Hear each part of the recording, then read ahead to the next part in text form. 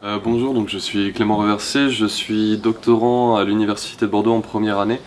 Je travaille actuellement sur les questions de décrochage scolaire et d'insertion professionnelle en milieu rural, mais j'ai travaillé pendant mes 2 années de master d'abord sur les parcours de vie des mineurs trans et ensuite sur la question de la santé scolaire des personnes, que ce soit trans, gender fluide, agents, etc. Pour cette recherche, j'ai donc été chargé d'études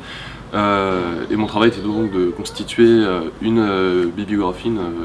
un ensemble de documents à la fois universitaires,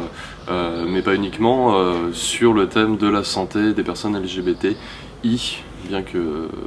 la question des personnes intersexes était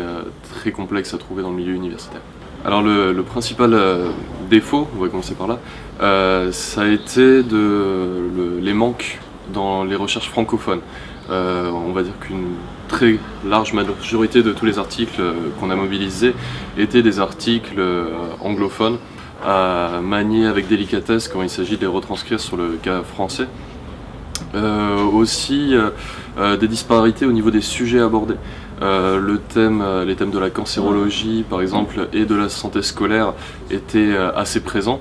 alors que les thèmes des rapports au corps, de la tabacologie,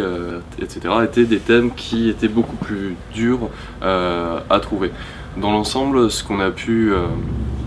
remarquer de ces recherches, c'est étonnamment un grand manque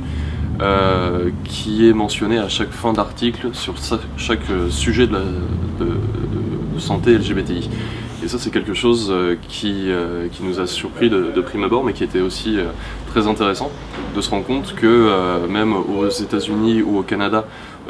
où ces recherches sont beaucoup plus développées, eux-mêmes pointent du doigt le fait qu'il y a encore beaucoup à faire sur ces questions-là. Sur les questions de santé scolaire, c'est là où on se rendait le plus compte d'un besoin de changement souvent demandé structurel, mais aussi un besoin d'importation du modèle des Gay Straight Alliance, qui sont des groupes de soutien entre hétéros et personnes LGBTQI, qui permettent dans beaucoup de cas de limiter tous les phénomènes discriminatoires, de victimisation, de harcèlement, qui ensuite, on le sait, poussent à des questions de santé plus graves comme l'automutilation, le suicide, la consommation de produits psychoactifs, d'alcool, etc. Donc je pense que l'importation de ce modèle pourrait être intéressant sur les questions de prévention et de formation du personnel. Il y a beaucoup à amener, donc je pense que ces articles vont tous dans cette même direction, à la fois de modifier, on va dire presque structurellement, les points qui font du harcèlement à l'école, et aussi de former et d'éduquer quelque part ne serait-ce que par des séminaires, par des cours anti-discrimination